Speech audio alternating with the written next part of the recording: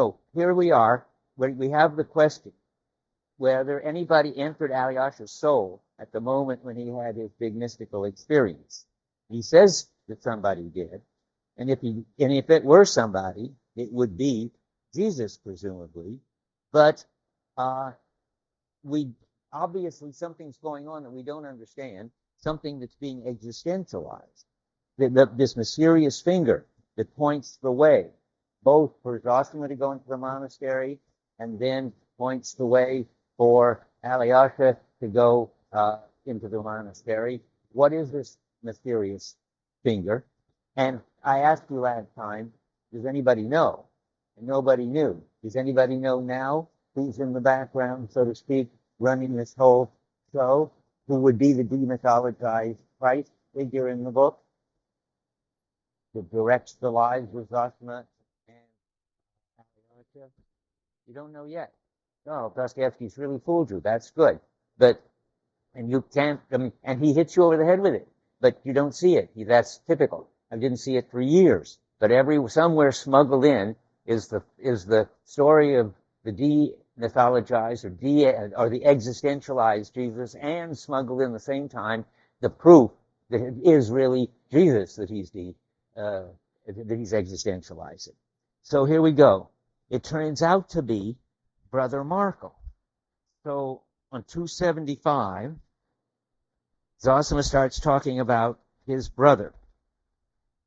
And he, at the bottom of 275, I'm surprised 275, it looks like 276 to me. I see, yes, all around on 275, about 2/3 of the way down. At the dawn of my life, when I was a child, I had an elder brother who died before my eyes at 17. And later on in the course of my life, I gradually became convinced that that brother had been for a guidance and a sign from on high.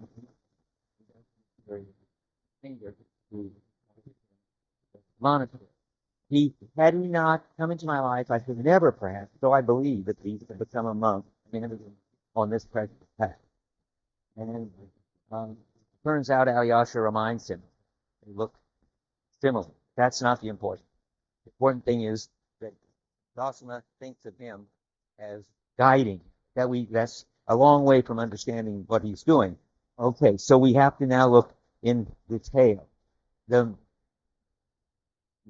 Markle is really very, very important.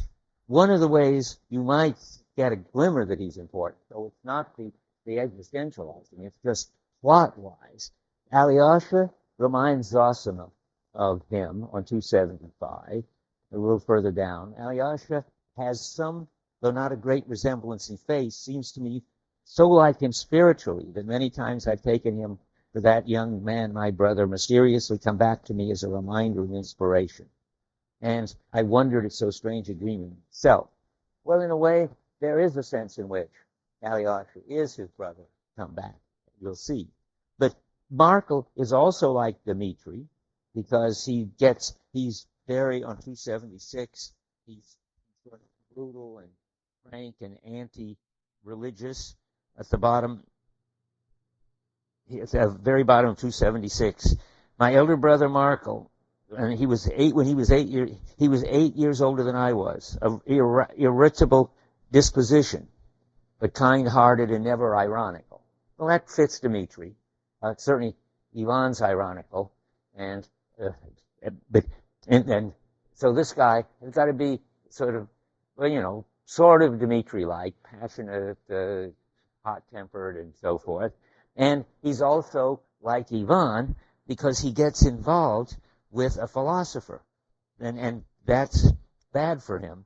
But he gets very interested in philosophy. I have to find it now.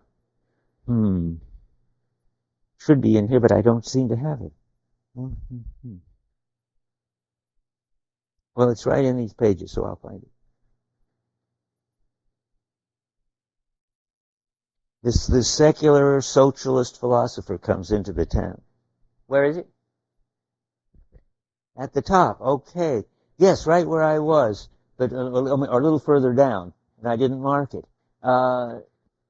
He made friends about 6 lines down with the political exile who had been banished from Moscow to our town for free thinking and led a solitary existence there.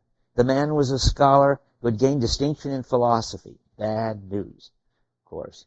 Something attracted him to Markel, and he used to come to see him. He spent whole evenings with him, and so forth.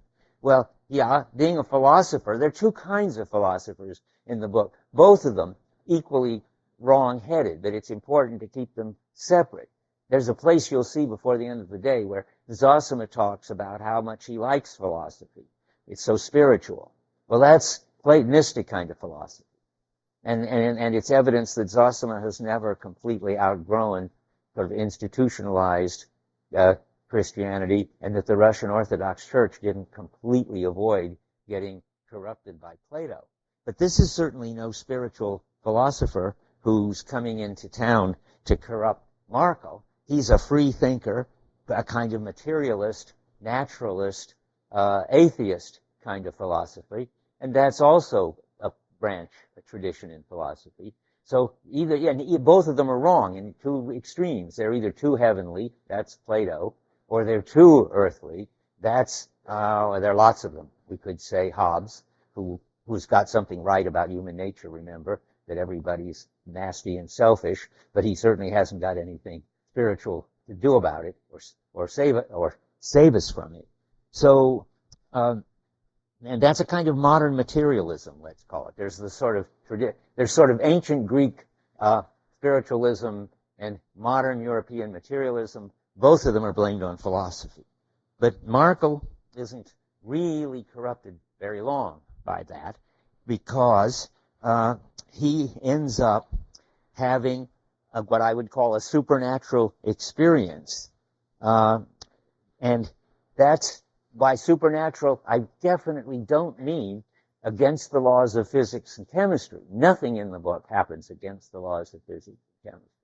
But it's a supernatural experience in that it's an experience of what the world would be like and human beings would be like, which, instead of being selfish in this Hobbes materialist modern way, they were loving, like the early Christian community once they had learned from Jesus that what it was all about was agape love.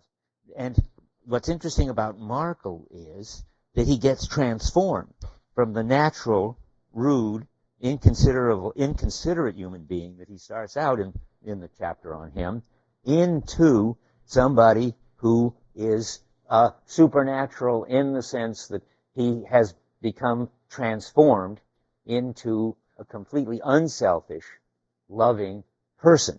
How that happens is important because, as I keep wanting to say, but you'll see it, I just want you to keep your eyes open for it. Markel is going to be the Jesus figure in the book. Because, or what does that mean? Well, in jargon, of course, he's going to show what the incarnation, that's the fancy word for God becoming man in Jesus, what the incarnation amounts to as an existential, not a kind of magical event. And you'll see that we have to keep our eyes open for what it amounts to. I'm going to get there little by little. So notice first that when he's in his materialist stage, he won't fast and do sort of the kind of magical and ritual things that the church requires. It's important to see that because he never goes back to these ritual things. Where is it? Where he's laughed at. Oh yeah, right after where we're reading still. Right after the mention of philosophy on 277. It was the beginning of Lent, and Markel would not fast. He was rude and laughed at it. That's all silly, and there's no God, he said, horrifying my mother, the servants, and me. And that's Markel when he's the bad guy. But then something happens to Markel. He gets TB, tuberculosis, and that gives him a very high fever. And he becomes crazy, delirious, but delirious in a very important way. It's typical of Dostoevsky not to want to make a distinction between what you're sick with and what you discover when you're sick. I mean, we'll see, maybe you remember the mysterious visitor also dies of some strange disease of the heart, which also affected his mind. That But the strange disease of the heart had affected his mind, made the mysterious visitor a completely loving, happy father, confessing and going to heaven on earth. So Markle is sick, but that doesn't mean that he's anything, that he doesn't have a deep insight. So let's look in the middle of that 277. The doctor who came whispered to my mother that it was galloping consumption, that he would not live through the spring. Consumption, fancy name for tuberculosis, or an old name. And so now we got to see what happens to him as he gets sick. He sees that he sort of begins to existentialize Christianity, though he wouldn't put it that way. He doesn't know, he doesn't even care about Christianity, and he certainly doesn't know about existentializing. But he says, instead of saying to his mother and the nurse, don't light the light in front of the icon, because that's all silly superstition, at the top of 278 he says, let me light the lamp before the holy image, my dear. He says this to the old nurse. Before this, he would have not allowed it, would have blown it out.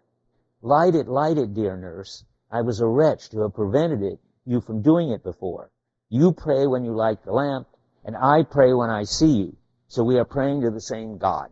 Now he's beginning to sort of say, yes, it's a fine thing to light the lamp, and what it means to you is different than what it means to me, but it all is something related to God, which we haven't understood yet. He hasn't understood yet, or at least if he has, he hasn't said it yet. So now he's beginning to go crazy, and of course, remember that so did the mysterious visitor. So in Dostoevsky's reading of it, I think Jesus too. All these people have to go crazy because they see something so supernatural, so alien to the way human beings normally are, and take it for granted that human beings always are, that they can't sort of find any language for this, or any precedent for this, or any way of relating to this other way of being. Now that sounds still mysterious, but it'll get clearer. Let's see where we are. So what's he see when he begins to go crazy? Well, he's experiencing this overwhelming love that flows through the universe. On 301, it says, I have my doubts why I say 301. Yeah? No?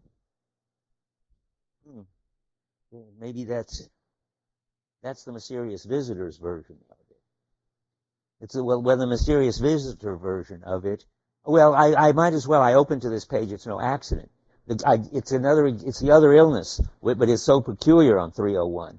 What they say about the illness of the mysterious visitor. The nature of his illness I can't explain. That's the sort of dumb narrator again.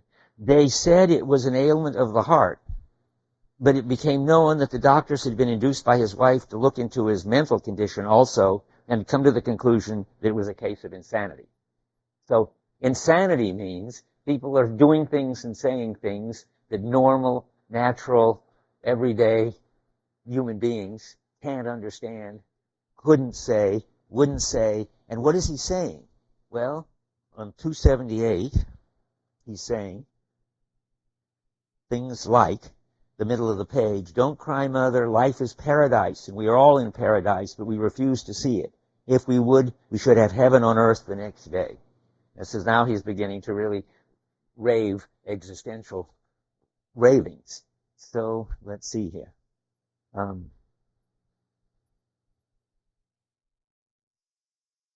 So anybody who experiences this love will look crazy to everybody, including themselves. It isn't as if they understand what they're doing.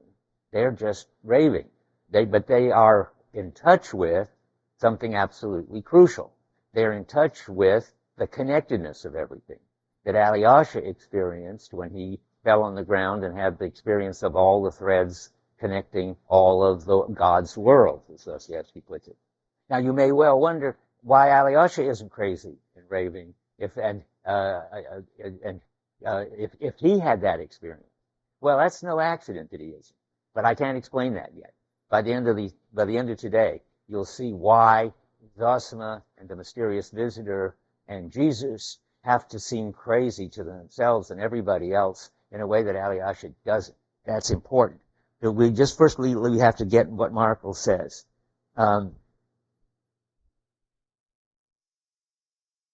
I just repeat that they experience this love that selfish people like us can't understand, and there's no precedent, no language, no practices, no institutions for making it intelligible. Now, there are sort of Christian practices at the time of Markle, but you're supposed to think of it as if Markle has no knowledge of or use of or understanding of the Christian language and practice. He's supposed to be like the Jesus must have been when he was in the early community, which wasn't even the Christian community because it hadn't been named yet, and nobody had any understanding, and Jesus was going around saying that everybody should love each other, and in a way that nobody had ever said before in any culture at any time, this kind of agape love, but they didn't have a word for it, agape love. So, and this love is now what's coming through, so to speak, Markle. And I want to find the place where he says it on page 310. You've got to read that carefully. My brother, this is Zosima talking, my brother asked the birds to forgive him. That sounds senseless, but it was right, for all is like an ocean, all is flowing and blending. A touch in one place sets up movement at the other end of the earth. It may be senseless to beg forgiveness of the birds, but birds would be happier at your side, a little happier anyway, and children and all animals if you yourself were nobler than you are. It's like an ocean, I tell you, and so forth. Let me go a little further. Then you would pray to the birds too, consumed by an all-embracing love. That's what's happening to them. That's their craziness. And treasure that ecstasy, however senseless it may seem to men. It seems crazy, it seems insane. This is this kind of ecstasy of connectedness to everything, but that's really what's going on. What instead of threads of possible worlds here, it's called an ocean of love, but the main thing is everything is connected to everything else. And if you experience that connectedness, you experience it with this kind of ecstasy, and you show it by a kind of love. Now, you could say then that Markle is the incarnation. If Jesus is supposedly God who has taken on a body in order to manifest sort of what he stands for, well, Markle has taken on a way of life to manifest what God. So Jesus is God, but he's God manifested a certain space and certain place and time as a human being. So Markle is doing that. Markle is, without knowing it or wanting to do it, manifesting in his life and now, when he becomes transformed from his fever, manifest in his life an understanding of what? Of the connectedness of everything. That God is the connectedness of everything. Remember now, you've got to keep this straight. This isn't the God of the Supreme Being, where Plato and Judaism got all mixed into Christianity. Dostoevsky's God is a field, is an atmosphere, like in Kierkegaard. They both get rid of the Supreme Being. For Kierkegaard, God is that all things are possible. For Dostoevsky, God is that all things are connected. And how would you be an incarnation? You'd be the manifestation, demonstrating in your life that all things are connected. And Dostoevsky thinks that's what Jesus did, and he thinks and he thinks there'll be lots of these incarnations. Every time somebody goes crazy enough to get in touch with this love and lives it for a while before they die of it, then you get another incarnation. The special thing about Jesus was he was the first. In that sense, he's the incarnation. But Markle is another one, another instance where God becomes manifest in the life of and the actions of an individual human being. So now we can put this together, let me just catch up.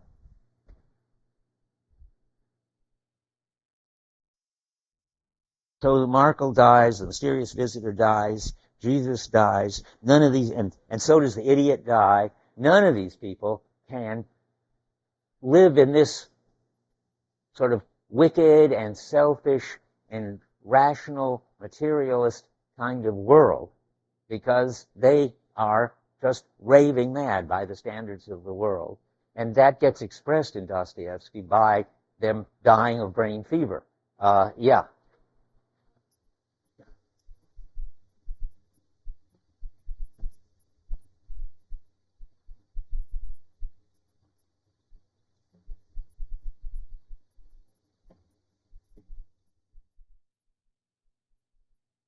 Boy, you're right on, yes.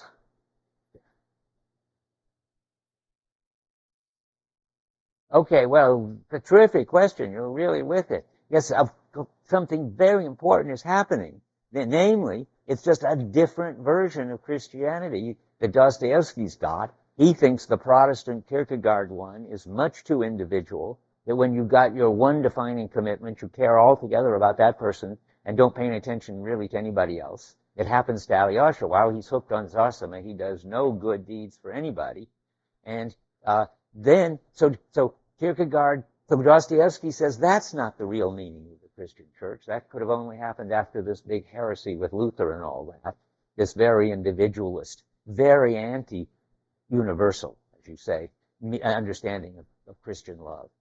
The real Christian love, Dostoevsky will say, is agape, is universal love of everybody. The way to put it in Christian jargon is love your neighbor. And your neighbor changes, and it's not, you don't have an unconditional commitment to your neighbor, but you're ready to give everything you've got to help your neighbor, even if necessary, die for your neighbor, Jesus says. And that's just a different story. In the end, if you have to think about what to believe, you'll just have to figure out which one you believe. It helps to have the right kind of mystical experience to go with it. I don't think you can tell unless you actually have this experience that Dostoevsky's trying to show you and sort of put you in the position to have, that Alyosha has in the middle of the book. Then Dostoevsky will say, you see, that's the real Christian experience. It is the universal church. Or you can have the unconditional commitment experience of Kierkegaard, and it will seem to you like that's the central meaningful thing in your life. The one thing they both have in common, interestingly enough, is that they give you eternity and time. Kierkegaard's eternity comes from, you love this person forever. Dostoevsky's eternity comes from, you live your life in terms of this mystical experience of the connectedness of everything forever. Where forever means, remember, existentialized, as long as you live. There's no other forever that they claim they know anything about. Yeah.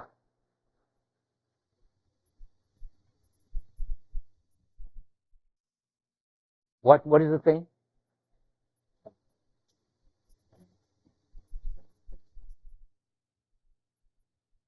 Not to me yet. That's true. It's funny. My favorite philosopher Heidegger says, yes, we all have the same now. But I don't know if that helps any, because the materialist, selfish people are having the same now too, and they're not loving anybody. So I think that probably won't do it. It has to be a special religious, eternal and eternity and time kind of now, like the one we're talking about. Okay, now comes the fun question. Am I making this up that it's demythologized Jesus? Or is Dostoevsky going to hit you over the head or hide it like a sort of Easter egg somewhere in the text that he's doing that? Well, good old Dostoevsky, it never fails that if he's up to one of these things, and you should remember that in your paper if you try to do the paper on mystery and authority, you only know you've got it right when you find out where Dostoevsky has sort of hid the answer that he's trying to give. Okay, so here we are. Markle's going crazy, and I've lost where Markle's going crazy, so we have to find it again. On 278. Here we are. Okay. Now,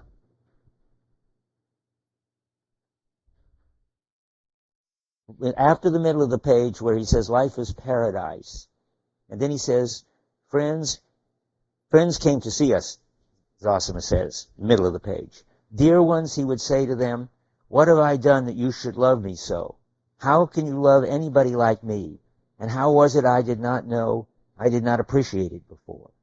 When servants came to him, he would say continually, this is where you have to pay attention. Christians will notice. Dear kind people, why are you doing so much for me? Do I deserve to be waited on? If it were God's will for me to live, I would wait on you, for all men should wait on one another. Do you recognize Jesus washing the feet of Mary Magdalene and so forth? You have to know the New Testament, but if you don't, you have to take my word for it. That's a kind of quote, that everybody will be servants of everybody, and even, you have to realize how weird this is. Jesus is God, Marco is God, in some funny sense, and this God, instead of being super powerful supreme being, or a kind of weird, powerful Greek gods don't go around washing the feet of human beings.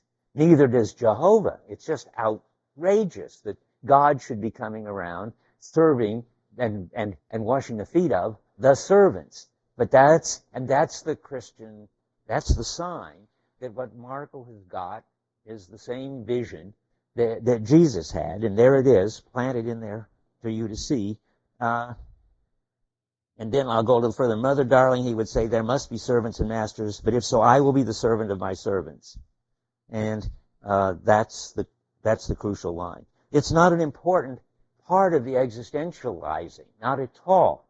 It's the clue. It's in here because it's the clue about what's being existentialized, namely the incarnation of God, where it happens, in this case, for Dostoevsky, God is that all things are connected.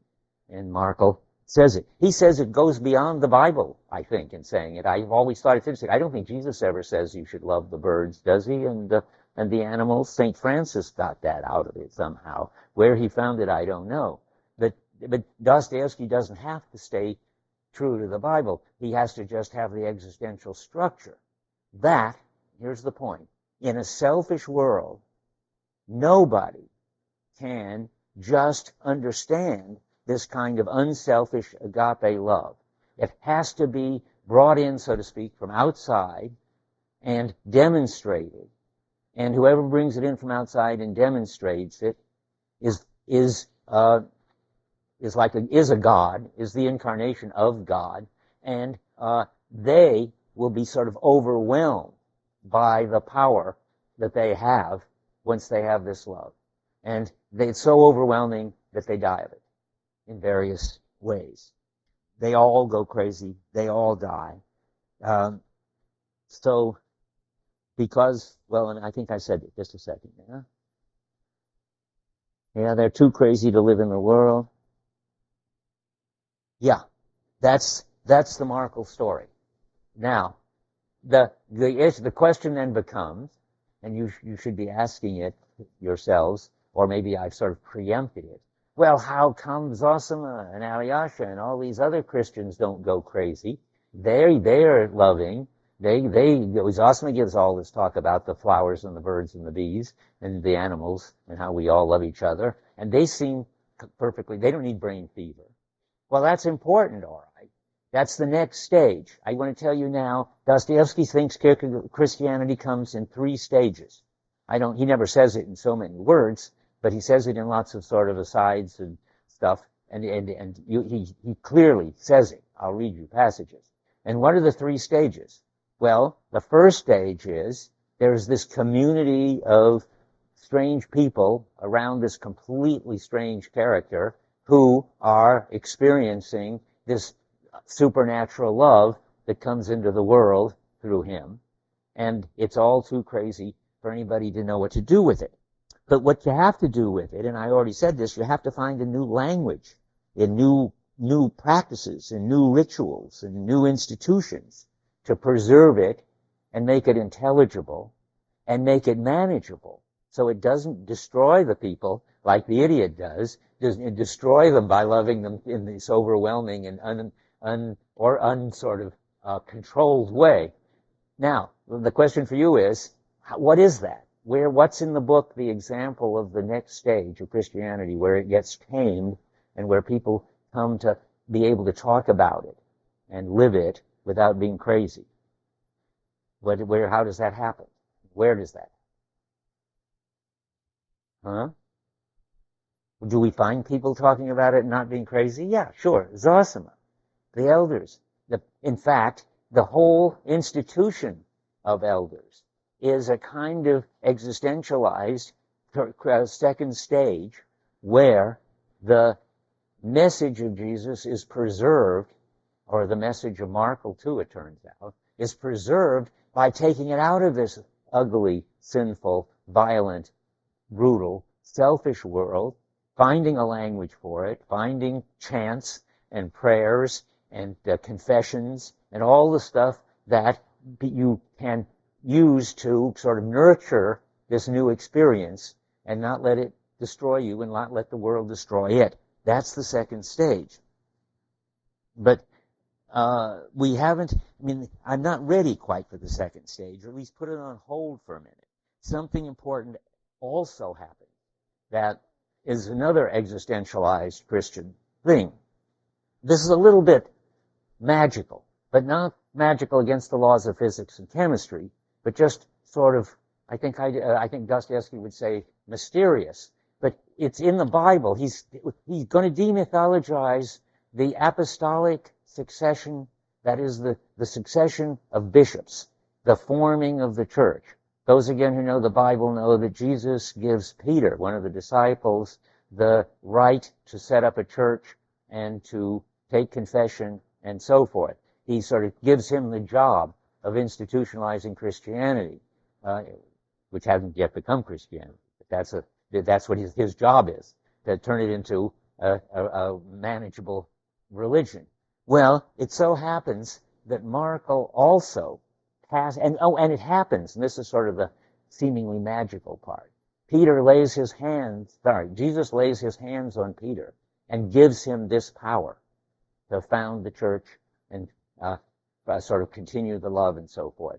That's called the laying on of hands, and that's how the love is passed on. And that does seem sort of, again, magical and mysterious how it gets passed on that way, but not against the laws of physics and chemistry, just strange. But Dostoevsky has it. There is a moment, I said it wrong last time. I said 2 or 3 times ago, when Zosima picks up Alyosha at the vision that Alyosha has, after Zosima is dead, of Zosima at the Feast of Cana, and I said that's how this love thing gets passed on. Remember I said like Spock touches and gives it to McCoy at one point, then McCoy begins to act like Spock. And that's what's happening. And it's the same sort of thing. It wasn't against the laws of physics and chemistry in Star Trek either, but it was pretty weird.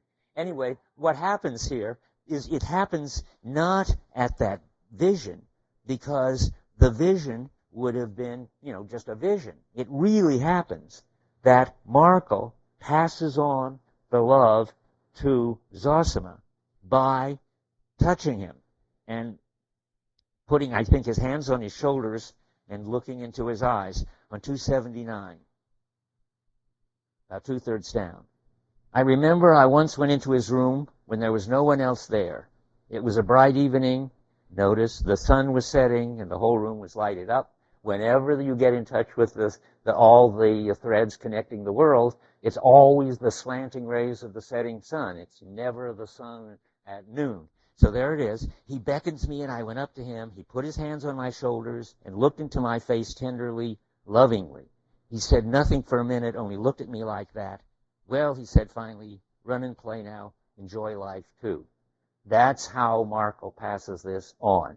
And it's it's not utterly mysterious. It's a childhood memory. It's in the same business as how Alyosha got held up to the icon, and it made a lasting influence, and he went to the monastery. How Dmitri got the nuts from the doctor, and that made him a loving person too, and so forth. So at this point, Markle is giving Zosima an experience which will make Zosima a loving person. But it takes a long time to take effect. That's the next thing. So he passes the love on to Zosima. I just read that. Okay. And you see, Zosima says, going on, I went out then to play, and many times in my life afterwards I remembered, even with tears, how he had told me to enjoy life for him. So it's the childhood memory which is now going to come back and guide him. It's the finger. He's now sort of got the finger that's going to point him into the monastery when Markle does this to him. So now let's see.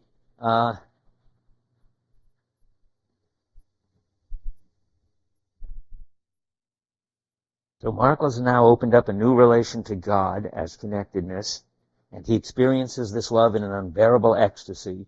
It's too deep and too impersonal for him to live it. But then Zosima gets a kind of ordination from him, and he now passes it on to Alyosha.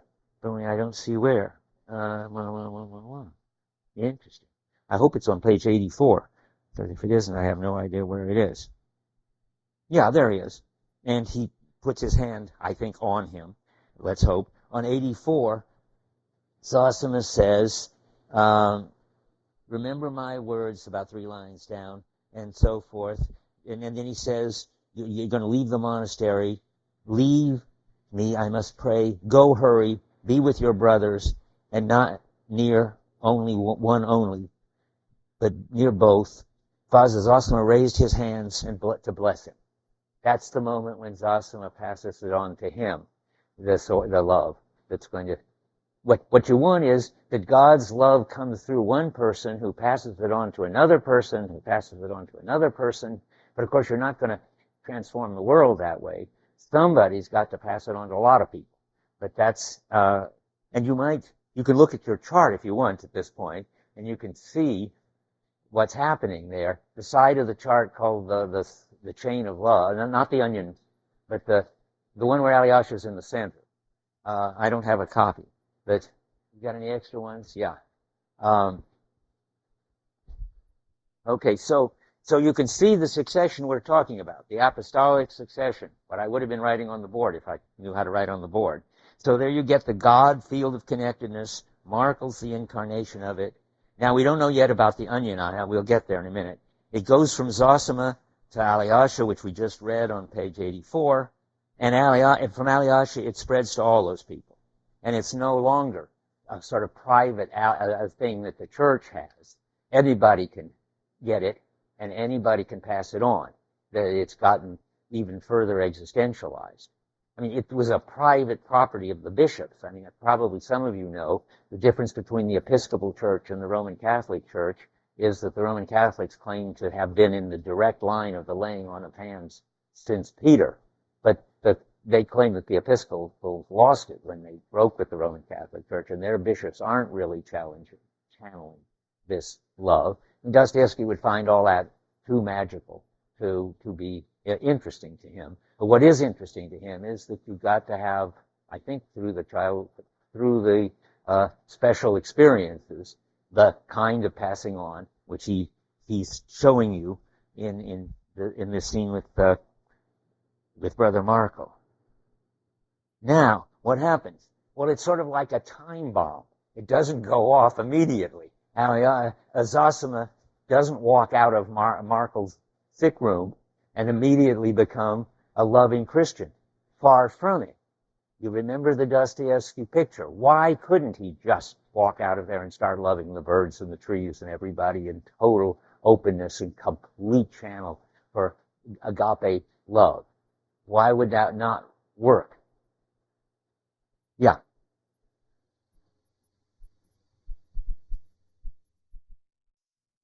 Exactly. That's right. I mean, that's the problem with the idiot. The idiot is like somebody who just got brain fever, got whacked by this whole new way of looking at the world, and didn't help anybody. So what happens with Zosima? He becomes a bad guy. And that's on page 285.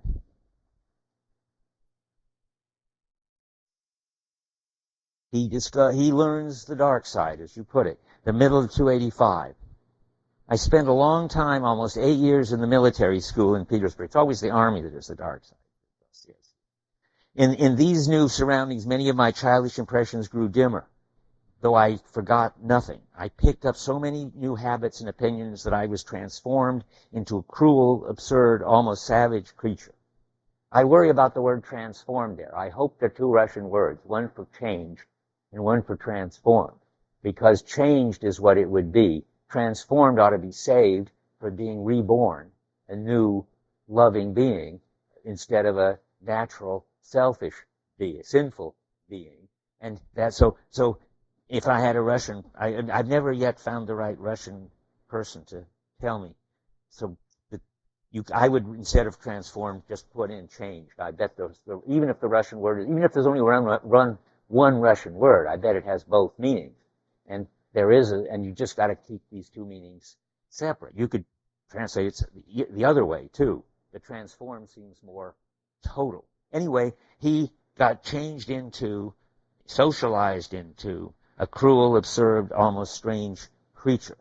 And he becomes really, really bad. I mean, he becomes brutal on 287.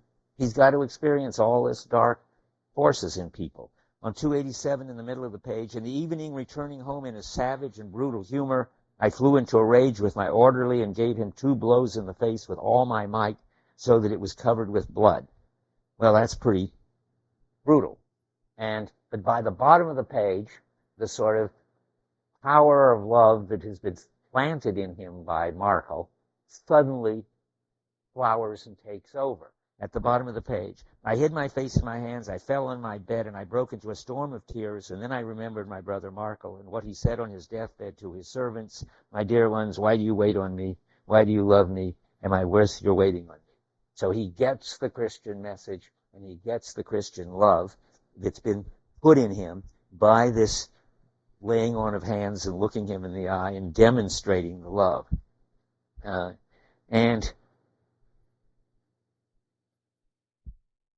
So Zosima then goes to a duel, but he's already been transformed, so he doesn't shoot.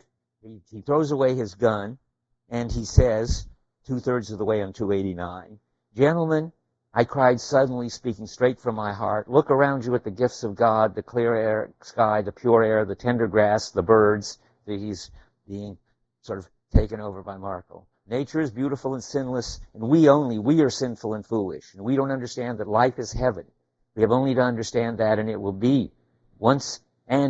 at once be fulfilled in its beauty. We shall embrace each other and weep." Well, that's exactly what Markel said. And that's what now Zosima is saying. And we've heard Zosima saying it every once in a while. But now we know how come he's saying it. He's saying it because he got it from Markel, and he's able to say it without going crazy. Because for 2,000 years, the second stage of Christianity has preserved it in a way that is manageable. So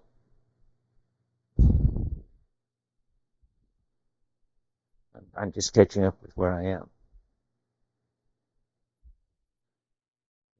Something on 310.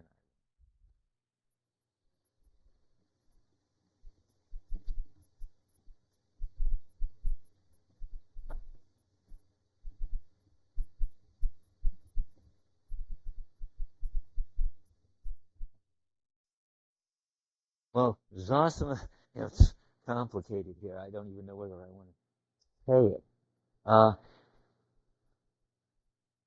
In the middle stage of Christianity, of course, it's not existentialized. It's put in very religious symbols. So Zosima, who's in this second stage, still believes in a God who is a supreme being and accepts Platonic philosophy. Dostoevsky's making a criticism of the church. He thinks that in the original Christian community it wasn't like that. And once the church is sort of surmounted, it won't be like that. And the symbol of the church being left behind, so to speak, is Alyosha leaving the monastery. The love of Markel, which gets institutionalized as Christian love in the monasteries, finally goes out into the world. And it's very interesting, but you've got to read very subtly to see how it gets changed. Here's Zosima still being Christian and using the Christian language. He says, the middle of the page of 310, my friends, pray to God for gladness. I mean, praying, you can't really pray to the interconnectedness of it. I don't think I'll show you. I don't think Dostoevsky thinks praying is the appropriate thing to do. What the appropriate thing to do is to love people and love the one you're with, whoever the neighbor is that needs it. So let's go at the bottom of 310. Zosima says, on earth indeed we are as it were astray, as if it were not, and if it were not for the precious image of Christ before us, we should be undone and altogether lost. And that, well, you can either read it as he's still thinking of this in two sort of symbolic terms, or you can see that he's got the feel for it, that if it weren't for but he doesn't say if it weren't for Markel, I'd be entirely lost. He's put it in universal Christian terms there. And then it gets, so to speak, I would want to say worse, finally, from a Dostoevsky point of view, because it's getting all too much tied up with philosophy. He says, much on earth is hidden from us, but to make up for that, we have been given a precious mystic sense of our living bond with the other world. The other world. There's all these worlds, and they're all interconnected. There is no the other world. With the higher heavenly world. The higher heavenly world is here on earth, according to Markel and according to the mysterious visitor. We are in paradise now. We are in heaven now if we would only see it. Zosima is sort of losing it. Higher heavenly world, and the roots of our thought and feelings are not here but in other worlds. That's okay if you hear it right. That is why the philosophers say that we can't understand the reality of things on earth. Well, that's Plato. That what's real is something spiritual and eternal, and what's on earth are just reflections and imitations. I was going to say Zosima shouldn't be talking that way, but that's probably I shouldn't be talking that way. Because Zosima should be talking that way, because that's what you have to do when you take over this experience and try to make it intelligible. So the church goes around for 2,000 years putting the Christian message into, maybe not 2,000, 1,500 anyway, putting the Christian message into Platonic form, and Zosima is part of that. He isn't doing it as badly as the Roman Catholic Church is doing it, Dostoevsky would say, because the Russian Orthodox Church always preserves more of the original Christian community. But Zosima hasn't got it. He got it right, but he's a necessary stage. He's the second stage in the three-stage Christian thing. There has to be the incarnation where the love comes into this natural world and destroys the people who bring it in because it's so powerful and ecstatic. There has to be the stage in which it withdraws into the monastery to be preserved, and then it can go someplace else. But I'm still talking about the monastery.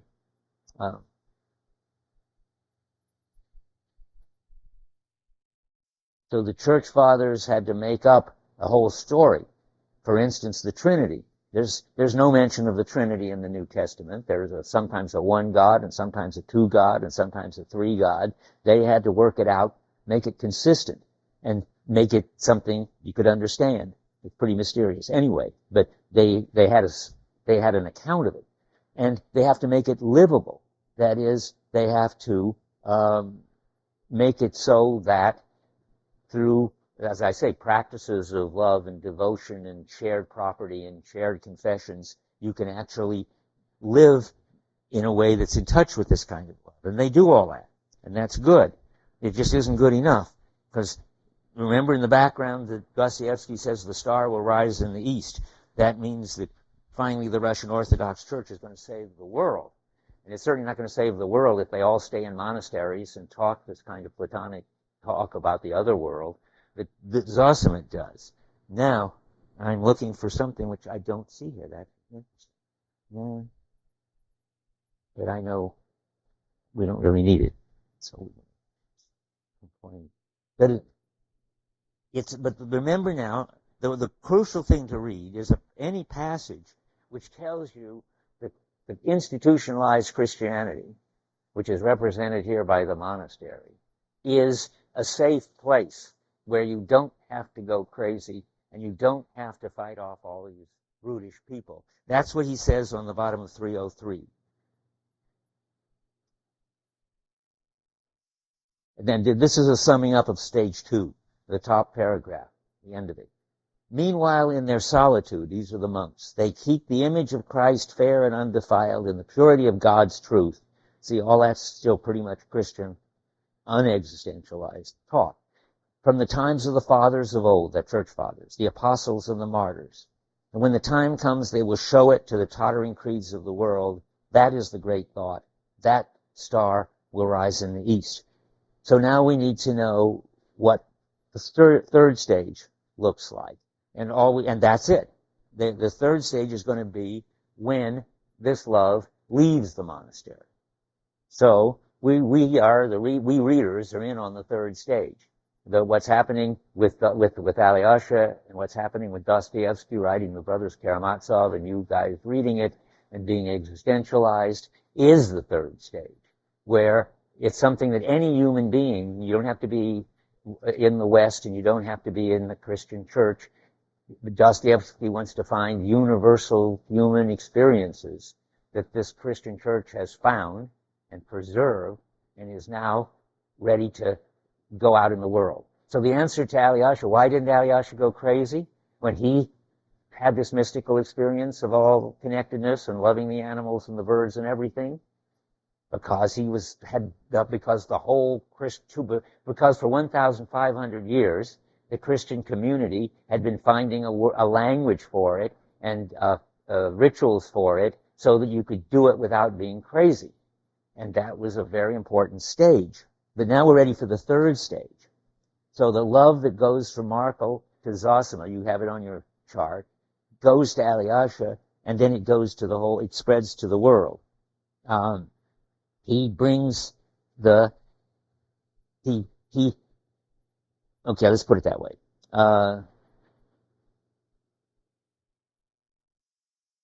And Zosima not only ordains Alyosha, that is, puts his hands on him and puts him in the succession of bishops, but instead of making him the next elder, he sends him out into the world.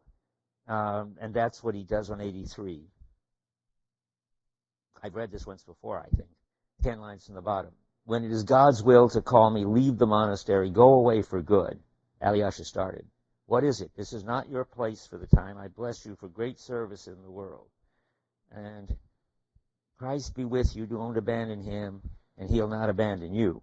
Well, we know that means, in effect, Mark will be with you. And don't lose the memory of Zosima, who's got the memory of Markel, which is guiding them. Now we know who the mysterious finger is. It's always Markel's love coming to them as childhood memories. It's guiding them, and it's the existentialized Christ guiding them, and that's fine.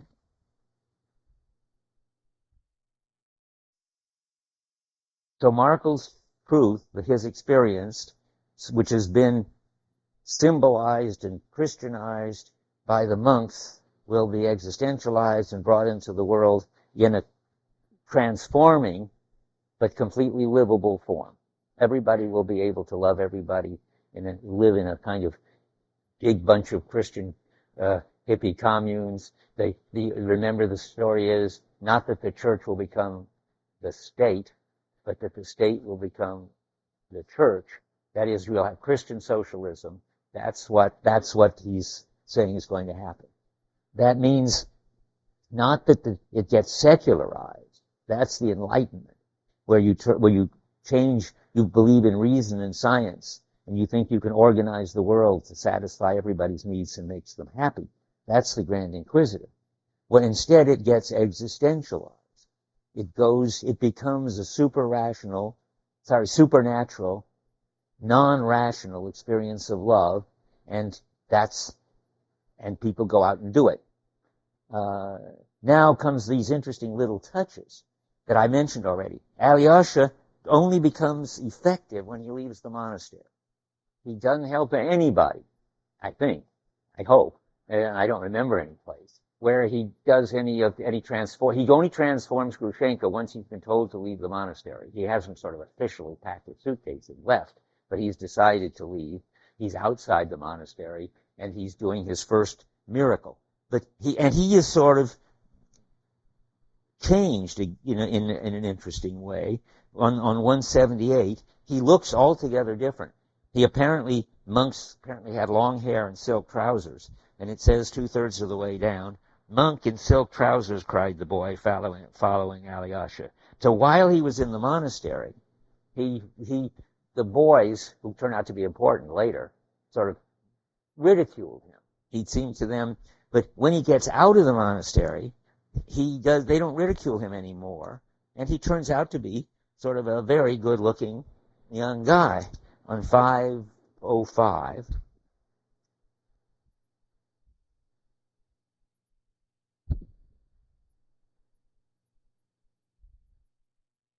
the bottom, 505. We may note here that Alyosha's appearance had undergone a complete change. That's nicer than transformation. I hope would be nice if that was a different word. Since we saw him last, he had abandoned his cassock and was now wearing a well-cut coat, a soft round hat, and his hair was cropped short. All this was very becoming, and he looked quite handsome. Well, there's a new Alyosha. You can ask yourself, in the funny way that Dostoevsky's playing around with this, where did he get these fancy clothes, which must have cost a lot of money? You know? You don't know. I don't think there's any answer. I think Dostoevsky is demonstrating that we know that Alyosha will always find people who are happy to take care of him. And somebody or other was happy to buy him his clothes. Maybe his father, I don't know. But he's now, anyway, a completely handsome, not secularized, remember that's the Enlightenment, but there's no word for it. He's now Christian love out in the world. He's the apostolic succession arriving at its conclusion. Okay, that gets us to the onion chain. The onion chain is the story of how this love does go out into the world. And it's just an amazing and beautiful story, which I can't tell you all about until the very end of the book, where Dostoevsky pulls off a big tour de force. That we can read some of it. We should notice that. Now let's just go. I'll go through the current of supernatural love, which comes out of Markel, to Zosima, to Alyosha, goes to Grushenka, and she then becomes capable of self-respect and love, and she, instead of going off with the pole, she loves Dmitri, and she's one of the people who inherit the love, and she's also the person who tells a story which is absolutely perfect for expressing this way that this love goes through somebody and then out into the world. On 339.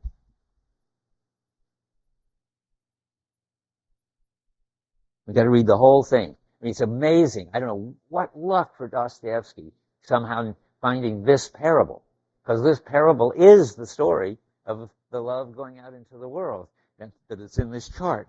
So about 1/3 of the way down on 339. Once upon a time there was a peasant woman, and a very wicked woman she was, and she died and did not leave a single good deed behind. The devils caught her and plunged her into a lake. So her guardian angel stood and wondered what good deed of hers he could remember to tell God. Remember that Dmitri says that God and the devil are fighting for the soul of man. Every person has a God, or it really turns out to be an angel and a devil fighting for their soul. You see that on the other side of this handout. But we haven't quite got there yet. You can actually map out who is the angel and who is the devil fighting for each of the characters in the book.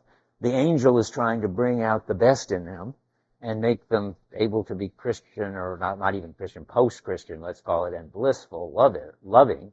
And the devil is trying to bring out their insecurity and their despair and put them in a situation where everything they do will be destructive of them and everybody else. Like Rakitin and Alyosha fighting over Grushenka is typical. But it turns out that in every case, the devil and the angel, and in most cases, I'm not sure about everyone, but I'll show you, You always are told by Dostoevsky in so many words who is the devil and who is the angel, in this particular instance, fighting over this particular person. But I can't tell you that yet. For one thing, you've got further to read. Okay, so here's this woman. She once pulled an onion in her garden, he said, and gave it to a beggar woman. And God answered, "You take that onion then, hold it out to her in the lake, and let her take hold of it, and be pulled out. And if you can pull her out of the lake, let her come to paradise. But if the onion breaks, then the woman must stay where she is." The angel ran to the woman and held out the onion to her. "Come," said he, "catch hold and I'll pull you out." And he began cautiously pulling her out. He had just about pulled her out when the other sinners in the lake, seeing how she was being drawn out, caught hold of her so as to be pulled out with her. But she was a very wicked woman, and she began kicking them off. "I'm to be pulled out, not you. It's my onion, not yours." As soon as she said that, the onion broke, and she fell back into the lake, and she is burning there to this day. Well, up to the end, Alyosha is like the onion, or like the woman. Well, no, sorry, Zosima is like the onion. He's the way to pull everybody out by pulling Alyosha out. I'm back at my chart. But Alyosha, unlike the woman, isn't kicking all these people off. He's taking them all on. Grushenka, Dmitri, the boys you haven't come across yet, Ilusha you haven't come across yet, or Kolya, all these people who you're about to read about over vacation. Alyosha's helping them all come out of the bad world into the super world. So let's see now. Anybody want to say anything? I've been talking and talking because there's so much interesting stuff to say. But yeah, good. Say something. Yeah. Tell me more.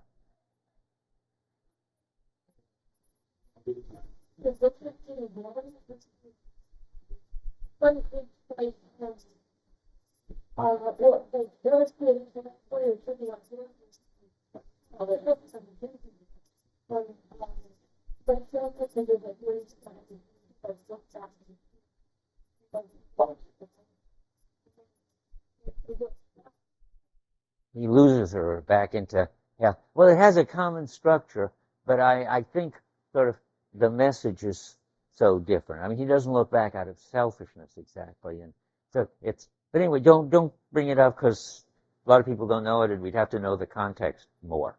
Anybody else want to say anything? Okay, let's go on then. We still have time to complete the first pass at the onion chain. So Alyosha doesn't kick the others off. He pulls them all out, except for Ivan. He pulls them all out into a better world. Whether he he doesn't manage to pull Ivan out in this book. Maybe he does in the next book. We don't know. He pulls them out of the selfish world into the loving one, out of the Eros world into the agape world, from the hell of selfishness and isolation into the heaven of selfless love. And that fits with what Dmitri says on 118. I said it, but I show it to you. No, I won't. No, I don't have it on 118. Well, because it's on 112. So Dmitri just says, sort of out of nowhere, at the bottom of that long speech, God and the devil are fighting there, and the battlefield is the heart of man. So this now gets turned out into the angel and the devil are fighting, and the battlefield is each person, and that's what Dostoevsky's going to show you. And now we can just go and look at some of them. So we've done Grushenka already, just to review real fast. So Rakitin is the devil fighting, trying to bring Grushenka down, make her go to her pole, his Polish lover, either like a dog or with a knife, both of which will be disastrous and destructive for her and the Polish lover. And she gets another possibility, and Rakitin still goes around, saying the devil only knows as it's happening. And she says every once in a while to Alyosha, "I'm so glad you've come, you angel." And the angel wins. And then Grushenka goes off to her lover and just says, "I'm not interested," and goes off with Dmitri. So, but a weird, complicated one is the struggle over Lisa. The person who is the bad person over Lisa, bringing out her sadistic, self-destructive side. Who's that? We've seen that. Is Yvonne. She writes a letter to Yvonne when she wants to tell him about her thinking about the crucified child and eating her pineapple compote, and he comes and says, that's very nice. And she says, did he despise me? And she wants to be told yes. She wants to be despised by Yvonne, and so forth. So Yvonne is definitely trying to bring out the worst in her, or he doesn't even have to try. So you don't have to try. These devils and angels do what they do, often without even knowing they're doing it. There's a sense in which Alyosha plays the role of devil with Grushenka. There's sort of two Alyoshas in that sense. The Alyosha who's in the monastery, he is the one who brings Grushenka down to the despair that leads her to this bad move of going to the pole with a knife or like a dog. Remember how he does it. Remember? Remember, he won't look at her, and she thinks that he is this person she admires so much, and she is such a slut he won't even look at her. And that is what's driving her to despair, she says. So there's Yvonne playing the devil role without even knowing it. And I bet there are people playing the angel role without even knowing it. I don't know. I mean, see if I can. Such a big book to run through just like this, but let me try.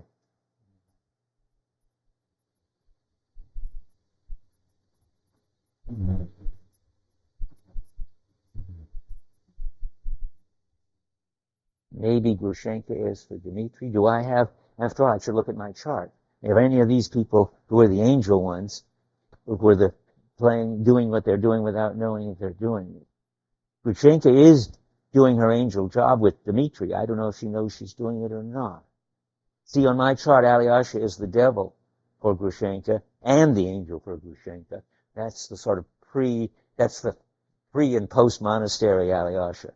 The one is in the monastery, he's so afraid of her that he's playing the devil role without knowing it. And after the monastery, he's saving her. Does anybody? You'll see later, I think, that Ilusha is playing the angel role to the boys, and he doesn't know it. Most of the people happen to know it, but it doesn't matter whether they know it. It's the function of what they're doing to these people or for these people that matters. So Yvonne's influence is to bring out the sadistic side of Lisa, 553.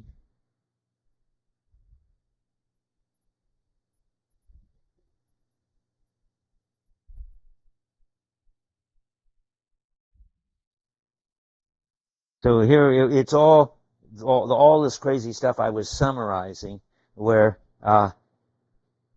she says at the middle of 353, when he went out laughing, Yvonne did, I felt it was nice to be despised. The child with fingers cut off is nice, and to be despised is nice. And she laughed in Alyosha's face, a feverish, malicious laugh. You know, Alyosha, do you know I think that means I would like Yvonne to come and totally despise her and maybe hurt her and so forth. And Alyosha says, and then she says, Alyosha, save me. So there's clearly the side of him, that the fact that she wants him to save her. What's interesting on these pages, these are probably after you stop, way beyond where you read, but there's nothing about the plot being given away. And I won't even tell you, I guess, about it. You can ask yourself when you get there, what is it about Alyosha's dark side that enables him to have enough empathy for Lisa to be able to save her? Because if he's too nice, he's not going to explain her kinky, really crazy story of, I'll tell you this crazy story. She's dreaming of devils on the bottom of 551. And she gets them all to crowd around at the bottom, and they want to come and grab me. They're just coming, but suddenly I cross myself. They go away and stand in the corner. And then I have a frightful longing to revile God, and so I begin, and then the devils come back, delighted to grab me, and I cross myself again, and they draw back. It's awful fun. It takes one's breath away. It's deep to try to figure out how that's related to her problems about the dark side of herself, but it surely is somehow. And the next line is the amazing one. I've had the same dream too, said Alyosha. So he's got a problem with devils too. And of course it's because both of them haven't integrated the sensual side of themselves. But anyway, so he shares her dark side, her problem with her sexuality, and he has a similar problem with his sexuality, and both of them are dreaming of devils. Now I wanted to say one more thing about prayer just at the end, because I've got only 1 minute. But it's interesting if you look at it, that I want to show the 3 stages. I'm going to summarize the 3 stages by showing what they think about prayer. Markle prays to the birds, but there's no mention of God. And he prays to the birds in the sense of asking them to forgive him. Zosima prays to God as a person that connects people to others and asks him to intercede and help people, like on 309. That, in other words, the normal Christian relation to God, which you expect Zosima to have. So on 309 he says, I hope I find it.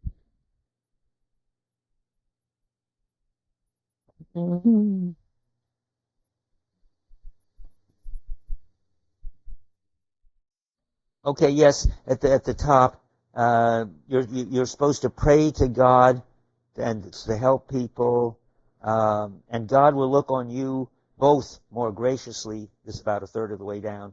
For if you have such pity on him, how much more will he have pity, who is infinitely more loving and merciful than you? Who is this one with pity, infinitely merciful and more loving?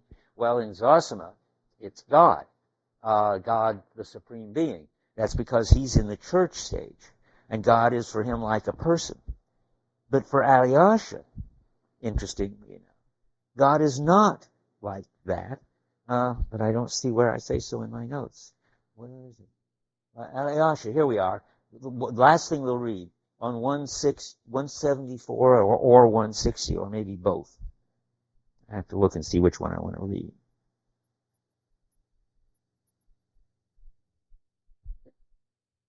(160). So when Alyosha prays, he doesn't pray to all the creatures to forgive him, which was the pre-church version.